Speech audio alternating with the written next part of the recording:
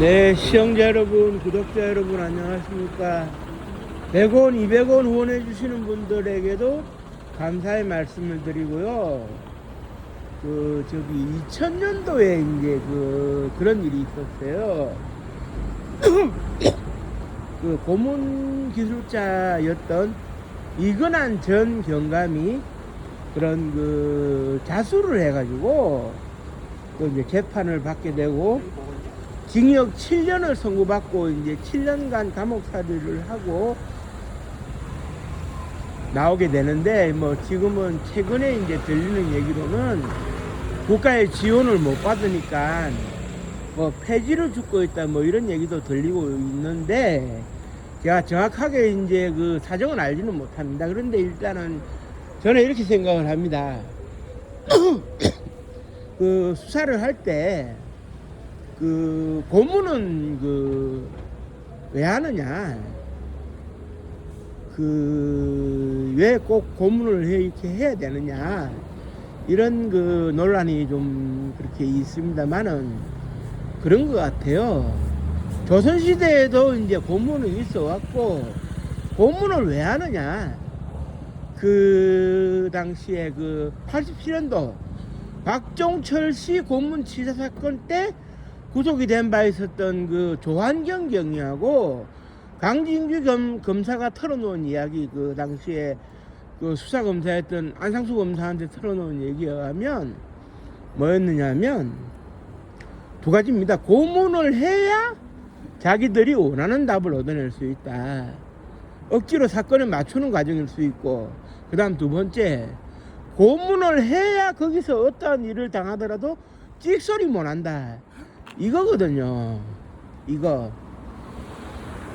그러니까 이제 우리 사회에 고문이 만연되어 있는 것은 조선시대 때부터 이어져 내려오는 건데, 뭐 임금이 고문하라 하면 고문하는 거죠. 일정한 연령이 이제 지난 사람들에 대해 가지고는 고문을 못 하도록 했습니다만은, 그냥 잡혀가면 고문 당하는 거예요. 뭐 예상사로 여기던 그런 시절이 있었는데, 오늘날도 이제 마찬가지입니다. 다만 오늘날의 고문의 이제 그런 기준이라고 할 수 있는 것은, 일본도 조사받을 때 고문이 있었고, 뭐 이렇게 목을 친다, 할복해라, 뭐 별거 다 있었거든요. 일본에서 소위 할복을 카이샤쿠라고 이제 일본 말로 그러는데, 막 별거 다 있었어요. 근데 일본에서는 근대화되고 난 이후에, 메이지 유신 이후에 사법재판체제를 도입을 하면서 고문을 금지했고, 그래서 일선에서의 고문은 많이 줄어든 경향이 있는데, 이거를 일제 경찰들이 이제 고등계 사법계 이런 경찰들이 한반도로 넘어와 가지고 그런 했을 때 그런 한반도를 침탈해 가지고 강제화된 억압 속에서 그들이 다스릴 때 고문 기술을 이제 그대로 사용을 했어요. 그래서 이제 통닭구이라 불리우는 고문부터 해서 뭐 고춧가루 물 뿌리기부터 해가지고 별거 다 했지 않습니까?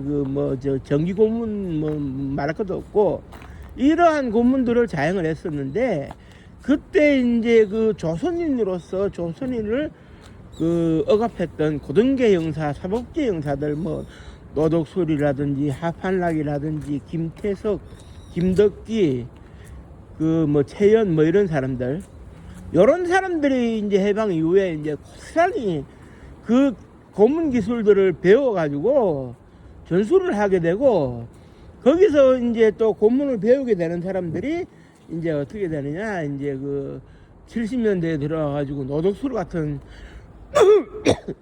사람들로부터 배운 그런 누굽니까? 이근환이 같은 사람이 스타 탄생을 하게 되죠. 애초부터 이제 이근환 같은 경우는 공안 담당 경찰관으로 특채가 돼가지고 이제 일찍 진급을 거듭했는데, 거기다 사건을 이제 만들었네요. 그러니까 이제 사건이라고 하는 것은 진땡과 가땡으로 이렇게 우리가 당시에 구분을 많이 했는데, 진땡이라고 하는 것은 진짜배기 사건을 접해가지고 수사를 해가지고 나는 이제 인생에 땡 잡았다, 일계급 특진이다, 훈장 받는다, 이런 식으로. 그리고 이제 가땡은 뭐냐면 가짜를 잡았지만 나는 그래도 땡 잡을 수 있다. 그런데 이제 여기서 중요한 건 뭐냐? 진짜 배기 사건은 사실 드물어요. 직파 간첩이 붙들리는 경우나 아니면 통일혁명당 사건 같이 실체가 있는 사건도 있지만 그러지 않은 사건들이 더 많을 겁니다. 예를 들면은 그 뭐 한 3, 4년간 그 보안사에서 일본어 통역을 담당했던 저기 고문 피해자인 김병진 씨의 말에 의하면 진땡을 본 적이 없다 그러잖아요. 그러니까 이제 주로 가땡, 즉 다시 말해 가짜로 잡았는데 땡 잡을 수 있다. 자기들이 원하는 대로 사건을 만들 수 있다. 이거는 철두철미하게 고문을 해가지고 원하는 진술 조서를 받아내는 겁니다. 그런데 일단 어떻게 되냐, 자백을 하고 진술 조서를 쓰게 되면 그게 이제 법정에서 효력이 발생을 해요. 물론 법정에 가가지고 나 고문을 당해가지고 이제 진술 조서를 썼다라고 말을 할 수는 있겠지만 그 당시에는 판사가 받아주지를 않았어요. 그때 당시에 사법적 지침이라고 하는 것은 피의자가 이제 된 사람이 이제 말을 바꾼다고 해서 받아주지 마라. 정부의 위신만 떨어진다 이거죠. 그런데 이제 이 사람들이 왜 이제 그런 사건을 만들어내느냐. 그 가을 되면은 그런 그 훈장 포장 심사가 있어요. 진급 심사가 있고 그 다음에 수상 심사라는 것이 있어요. 그래가지고 이제 그 뭐가 되느냐 하면 그런 그 이제 여름쯤에 이제 사건을 이제 가짜 배기를 진짜 배기로 만들어내는 노력을 하죠. 그래가지고 이제 고문이 동반돼가지고 이제 사건을 하나 완성을 하고 재판으로 넘기게 됩니다. 그러면 또 언론이 대문짝만하게 발표할 거 아닙니까? 그러면 어떻게 되느냐? 이게 이제 진급심사에 반영이 돼가지고 1계급 특진을 할 수 있다든지, 보국 훈장을 받아가지고 1계급 특진을 할 수 있다든지, 포장을 받아가지고 이제 그 상금을 받을 수 있다든지, 그리고 더 나아가가지고 조선일보 같은 데서 그런 그 간첩 잘 때려잡았다고 청룡 대상을 주지 않습니까? 이근하니 같은 사람들한테. 그런 걸로 이제 먹고 사는 거예요. 그리고 이제 고문을 해서 사건을 만들어가지고 국면 전환을 시도하고 하는 이 과정 속에서 고문 경찰들은 뭐라 그래야 됩니까? 자기들이 이제 그 뭐라 그래야 됩니까? 국가에 이제 그런 그 자기들 나름대로는 그런 그 국가에다가 내가 충성하는 하나의 방식이다라고 생각을 하는 거죠. 다만 차후에 이제 그 경찰관으로서 뭐 이렇게 고문 기술자로서 은퇴하고 난 다음에 비루한 삶은 누가 책임져 주지도 않습니다. 사실 이근하니 같은 경우는 이제 고문 기술자의 대명사로 이제 여겨졌는데 89년도에 도망을 간 이후에 뭐 가족들을 돌봐준다 이런 거 없었어요. 뭐 퇴직금, 퇴직연금, 그 공무원연금 이런 것도 뭐 사실 기대하기 힘들고, 만일 뭐 이렇게 국가가 길을 봐주는 게 있었다면 이근한 씨가 그 많은 나이, 이근한 씨가 제가 알기로 1939년생인데 올해 나이가 어떻게 되느냐 하면 87세가 됩니다. 87세가 되어지는 이 나이 때까지 뭐 부인하고 이제 그런 리어카를 끌면서 폐지 줄 일이 없겠죠. 국가가 뒷받침이 된다면. 그러니까 국가에서는 이들을 소모품처럼 여기는 거예요. 소모품처럼. 국가에 이제 이 사람들이 결국 뭐냐?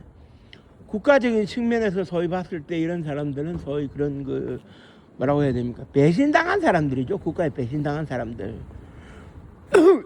뭐 국가에 배신을 당했는데 어디 가서 이제 하소연도 못하는 거고 그러지 않겠습니까?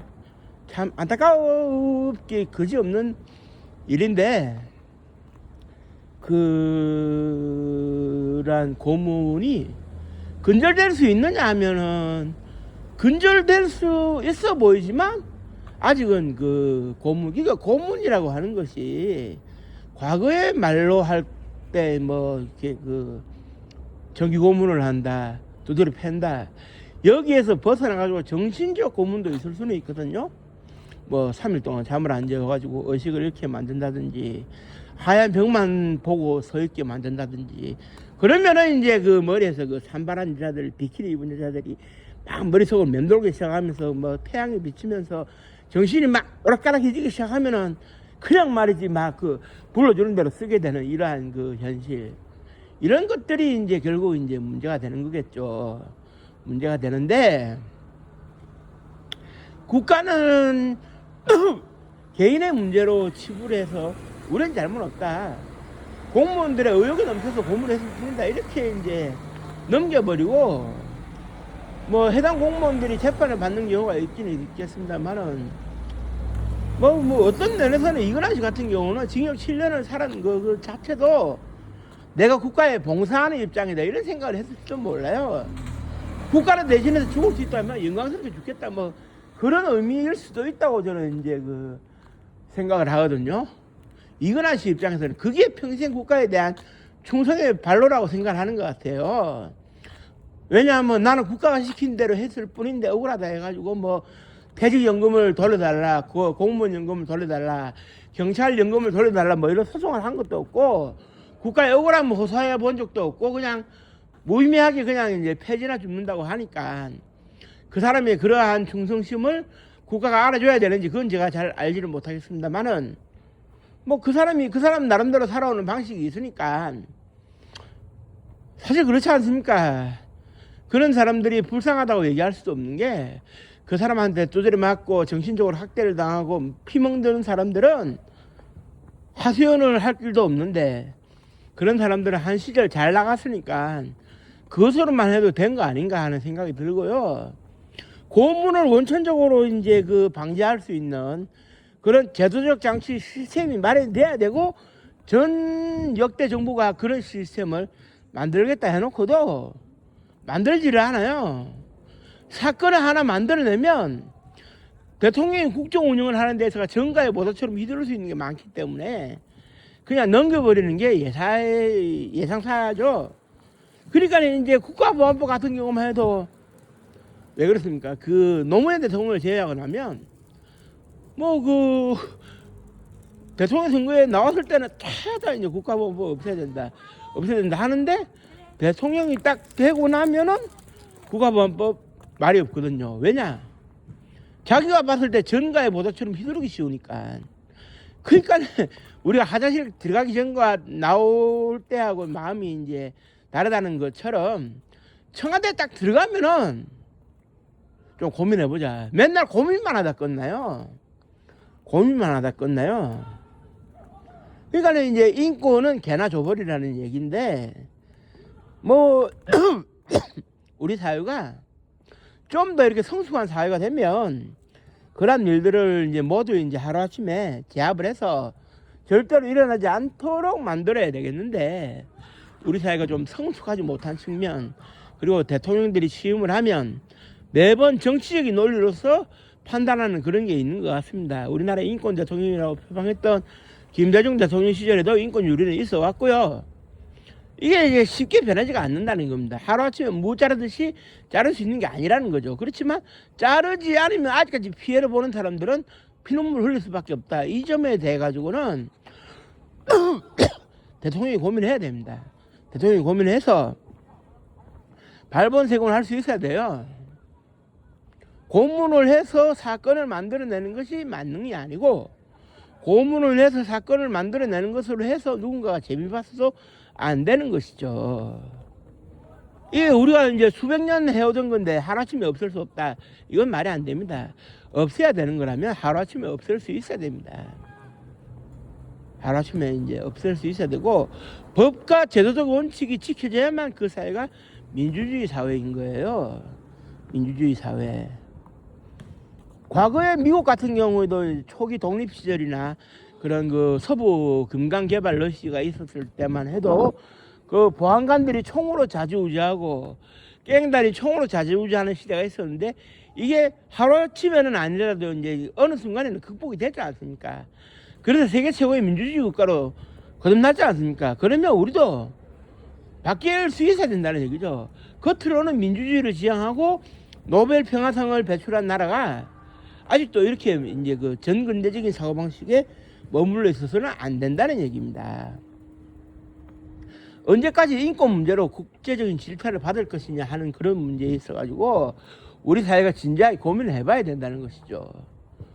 피해를 입은 사람을 하소연할 길이 없는데, 그때 당시에 피해를 조장한 사람들은 떵떵거리고 잘 살 수 있는 이런 모순된 사회부터 우리는 없애야 된다고 생각을 하기 때문에 우리가 좀 진지하게 많은 고민을 할 필요는 있을 거라 이제 그런 생각을 하고요.